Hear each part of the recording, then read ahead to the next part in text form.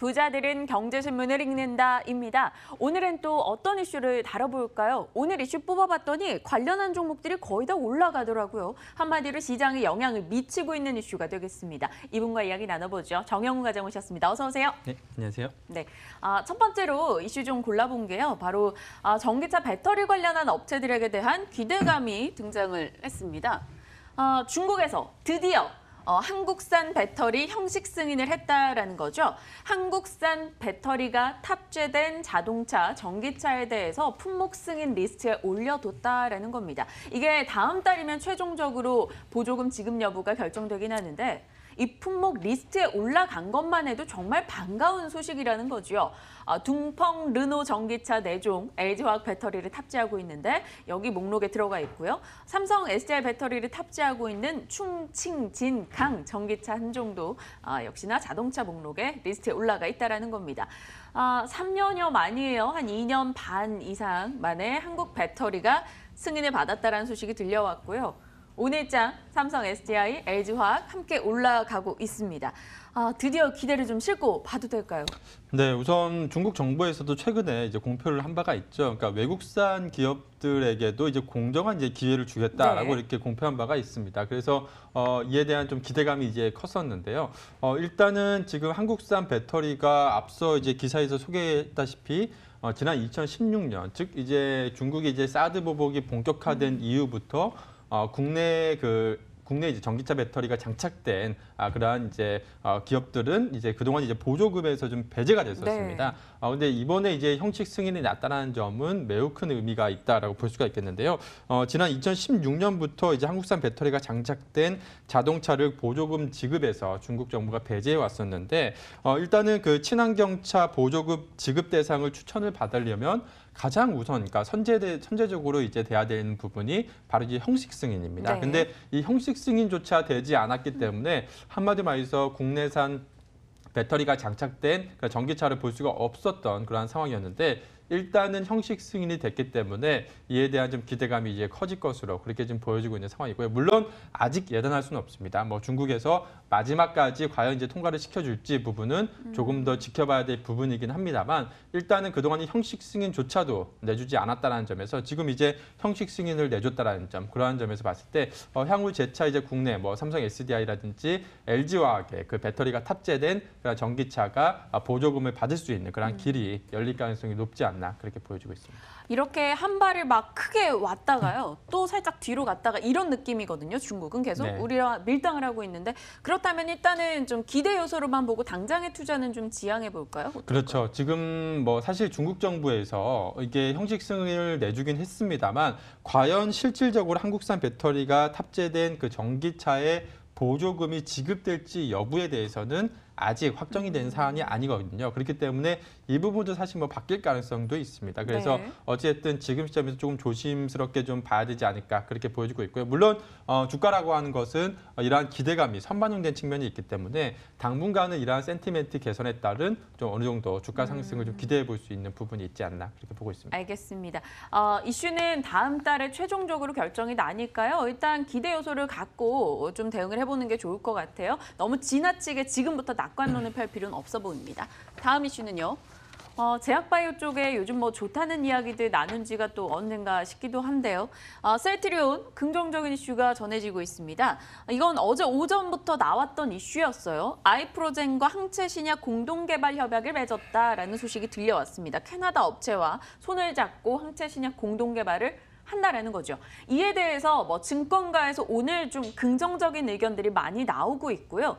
NH투자에서는 램시마 SC 미국의 조기 출시를 전망하고 있다라며 또 긍정의 이야기를 꺼냈습니다. 오늘 코스피에서 외국인이 금액 기준으로 가장 많이 사는 종목에 셀트리온이 들어갔고요. 또 차바이오텍도 이슈가 있었죠. 감사 의견 적정을 받아내면서 상장 폐지 우려를 드디어 벗어던졌습니다. 그동안 말도 많고 탈도 많았는데 이런 미오놀이들이 다시 백조가 돼서 랠리를 보여줄 수 있을지 궁금해요. 우선 셀트리온은 오늘 증권가에서 좀 긍정적인 리포트들이 많이 나왔습니다. 제가 오전에 이제 보니까 오늘 이제 재차 이제 투자 의견 매수 그리고 이제 목표 주가를 재차 이제 제시하는 그런 리포트들이 나왔는데요. 그동안 이제 셀트리온 같은 경우에 이제 지난 9월부터 1공장 가동이 이제 중단된 상황이기 때문에 올해 이제 1분기 실적에 대한 우려감이 컸었습니다. 그렇지만 지난 2월부터 이제 1공장이 본격적으로 지금 가동이 들어가면서 지금 올해 1분기 실적이 시장의 기대치를 좀 상회하는 그러한 실적을 내놓지 않겠느냐, 그러한 네. 기대감이 오늘 이제 반영이 되는 것으로 보여지고 있습니다. 이러한 증권가의 긍정적인 분석에 힘입어서 오늘 한 3%대 강세의 흐름을 띠고 있다라고 보시면 될 것 같고요. 일단은 뭐 셀트리온 같은 경우에 무엇보다 지금 이제 1분기 단기적으로는 이제 1분기 실적 모멘텀, 그리고 이제 장기적으로 봤을 때는 램시마 SC가 미국에서 임상 1 이상을 지금 진행하고 있는 상황이기 때문에 지금 이러한 부분이 역시나 그 주가에는 이제 긍정적인 모멘텀을 받지 않을까 그렇게 보여지고 있고요. 뭐 최근에 이제 제약바이오 업계에 지금 뭐 차바이오텍 같은 경우 감사 의견 거절이라든지 뭐 이러한 부분 이슈가 있었습니다만 차바이오텍도 지금 어제 장 마감 이후에 네, 이제 공시가 됐죠. 지금 감사 의견 적정 보고서가 이제 제출이 됐는데요. 그러면서 차바이오텍도 어제 이제 장 마감 후 시간 외에 이제 상한가를 기록하는 모습을 보였습니다. 오늘도 이제 주가가 이에 반응을 하고 있는 상황이고요. 점진적으로 이러한 제약바이오 업계에 그동안에 억눌려 왔었던 이러한 센티멘트들이 재차 이제 좀 긍정적인 시각으로 좀 바뀌고 있는 부분이기 때문에 물론 이제 최근에 이제 티슈진 사태가 있긴 합니다만 그 부분은 개별적인 이슈로 좀 봐야 되지 않을까 그렇게 보여지고 있고요. 개별 종목 위주로 이러한 개별 모멘텀이 있는 종목들은 계속해서 좀 긍정적인 시각으로 바라봐도 좋지 않을까 싶습니다. 그럼 오늘 뭐 산다 안 산다로 봤을 때는 예스올도 어느 쪽이에요? 우선은 차바이오텍 같은 경우에는 최근에 워낙에 노이즈가 많았었죠. 네. 그리고 어떻게 보면 상장 폐지까지 갈 수 있는 그러한 이제 리스크가 굉장히 컸었는데 일단은 감사 의견 적정 보고서가 나온 상황이기 때문에 시장의 신뢰를 다 재차 회복할 가능성이 높지 않을까 싶습니다. 그래서 차바이오텍 같은 경우에는 재차 지금 시점에서도 관심을 가져보면 좋지 않을까 그렇게 보고 있습니다. 셀트리온은 지금 시점은 아닌 거예요? 셀트리온 같은 경우에도 앞서 말씀드린 것처럼 지금 이제 1분기 실적 모멘텀을 감안한다라고 한다면 이제 본격적으로 어닝 시즌에 돌입하는 상황이거든요. 그래서 오늘도 셀트리온 주가가 한 3% 정도 상승하고 있는데 이러한 기대감이 단기간에 좀 부각될 가능성이 있기 때문에 뭐 셀트리온, 차바이오텍 모두 좀 긍정적인 예스. 시각 견지하면 좋지 않을까 싶습니다. 알겠습니다. 예스로 해석하겠습니다. 다음 종목군은요. 제가 3월 달부터 이들 종목군의 수익을 한번 체크를 해봤는데요. YN텍 일단 기사는 YN텍으로 꼽았어요. 하지만 YN텍, 코엔텍, 인선이엔티, 폐기물 관련한 종목들의 분위기가 좋습니다. 3월부터 바로 어제까지의 수익률을 계산해봤더니 놀랍더라고요. YN텍이 생각보다 가장 많이 올랐습니다. 수익을 한번 볼까요? YN텍이 65% 올랐더라고요. 인선이엔티가 33%, 코엔텍이 33%. 두 종목은 소수점 싸움을 했었고요. 일단 세 종목 모두 다 분위기가 좋았어요. 폐기물 관련주들에 대한 기대가 올라가고 있습니다. 이들 역시 실적을 앉은 자리에서 따박따박 내주고 있고요. 네.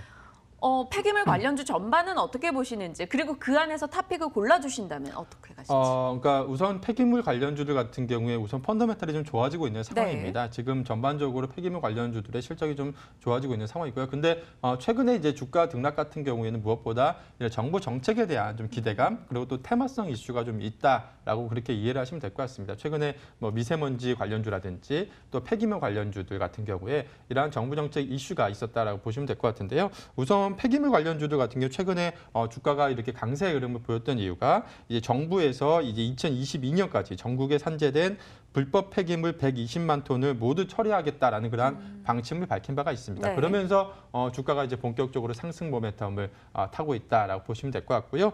그렇기 때문에 지금 뭐 폐기물 관련주 같은 경우에는 최근의 주가 상승은 이러한 단기적인 정부 정책에 대한 기대감, 이러한 테마성 이슈에 따라서 주가가 최근에 가파르게 상승을 했다라고 보시면 될 것 같습니다. 물론 이제 개별 기업 본연의 이제 펀더멘탈을 놓고 봤을 때 대표적으로 예를 들자면 뭐 YN텍 같은 경우에는 지금 여수 산업단지를 지역 기반으로 하고 있는 상황이어서 굉장히 좀 안정적인 그러한 실적 기반을 가지고 있습니다. 그래서 향후에도 꾸준하게 그러한 실적이 좀 개선이 될 것으로 보여지고 있고요. 뭐 코엔텍 같은 경우에는 아시다시피 워낙에 이제 배당에 대한 기대감에 주가가 이제 급등한 그러한 상황이고요. 다만 폐기물 관련주 같은 경우에는 앞서도 말씀드린 것처럼 그러니까 펀더멘탈보다는 다소 정부 정책에 대한 기대감에 의해서 주가가 좀 먼저 가파르게 좀 상승한 바가 있습니다. 그렇기 때문에 현재 시점에서는 좀 과도한 기대감보다는 조금 이제 주가가 어느 정도 차익 실현 매물이 또 출회될 수 있다라는 점을 좀 염두에 두시면서 주가가 좀 슬로우할 때 그때 재차 좀 매수 타이밍을 잡는 전략이 좋지 않을까 그러니까 즉 지금 시점에서 우리가 공격적으로 쫓아가기보다는 조금 주가가 좀 조정을 받을 때 그때 좀 관심을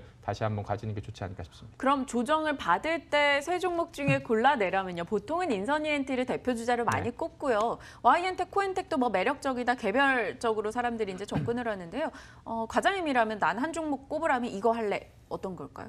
저는 개인적으로는 와인텍을 가장 와인텍이요? 주목해 보면 좋지 않을까 싶습니다. 무엇보다 실적 안정성이 좀 가장 좀 우수한 기업 중에 하나라고 볼 수가 있겠고요. 앞서도 말씀드린 것처럼 이제 여수 산업단지를 지역 기반으로 하고 있는 상황이어서 향후에도 계속해서 꾸준한 그런 매출이 좀 일어날 것으로 보여지고 있습니다. 네. 즉 영업 환경 자체가 매우 안정적인 기업이기 때문에 만일에 주가가 좀 조정을 보인다라고 한다면 하방 경직성을 보여줄 것으로 그렇게 예상을 하고 있고요. 그렇기 때문에 좀 조정 시에는 Y엔텍을 좀 주목해 보면 좋지 않을까 싶습니다. 폐기물 관련한 종목들 장기적 성장에 대한 기대 있기 때문에 조정 시 매수 관점 이야기해 주셨고요. 과장님께서는 Y엔텍 그중에서도 난 눈여겨보고 있다 답변 받아봤습니다. 오늘도 시장에서 어제와 동일하게 움직이는 종목군이 있습니다. 네. 바로 한진그룹주인데요. 지배구조 이슈가 다시 한번 부각이 됐습니다. 조양호 회장 별세 소식과 함께 맞물려가지고 어떻게 봐야 될지 궁금해요. 사실 어제까지만 해도 이런 이슈에 따라 투자를 하는 건 좀 아니지 않나라는 개인적인 생각을 갖고 있었는데 막상 또 그걸 해석해서 들어가 보면 시나리오는 또 말이 되는 것 같고요. 네. 그러니까 이걸 또 활용해서 투자하는 이들이 좋은 수익이 날 수 있을까? 이런 기대도 생기는 것 같아요. 네, 어떻게 보면 참 주식시장이 어떻게 보면 냉정하다라고 또 볼 수가 있겠는데요. 비정하죠. 네. 그렇죠. 근데 사실 이제 한진그룹주 같은 경우에 가장 이제 리스크 요인이 또 지배구조 이슈였잖아요. 근데 이 부분이 이제 어떻게 보면 이제 한진그룹에 좀 큰 변화가 올 수 있는 부분이고, 물론 이제 상속 부분을 이제 어떻게 할지에 대해서는 아직까지 좀 예측하기가 좀 어려운 부분입니다. 과연 이제 실질적으로 뭐 상속세를 내면서 이제 그 한진그룹 일가들이 다 이제 상속을 할지, 아니면 정말 지금 일각에서 제기되고 있는 전문 경영인에 넘기고 이제 그룹 일가들이 뭐 임원으로 이렇게 할지, 이러한 부분은 조금 더 시간을 지켜보면서 좀 봐야 되지 않을까 싶습니다. 그래서 어찌됐든 근데 한진그룹주 같은 경우에는 일단 지배구조 이슈 이 부분이 가장 핵심적인 그러한 이제 주가 상승 모멘텀이기 때문에 지금 시점에서 봤을 때 어쨌든 지배구조 개편 이슈가 있다라는 점, 그러한 점에서 일단은 뭐 한진칼이라든지 뭐 대한항공, 한진 이러한 핵심 그 지배구조 개편의 그 상단에 있는 그러한 기업들 같은 경우에는 계속해서 시장에서 좀 주목을 받을 가능성이 높지 않을까 그렇게 보고 있습니다. 알겠습니다. 그럼 지금 굳이 성급하게 투자할 필요는 없는 거네요.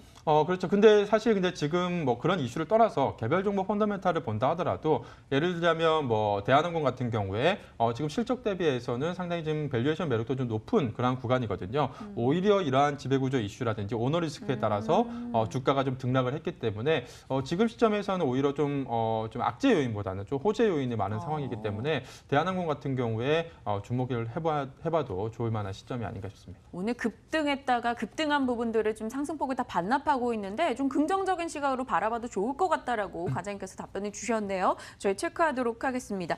오늘 좀 눈여겨볼 만한 종목들에 대해서도 자세히 이야기 주신 만큼 여러분도 함께 점검하시죠. 정영훈 과장과 함께했고요. 부자들은 경제신문을 읽는다였습니다.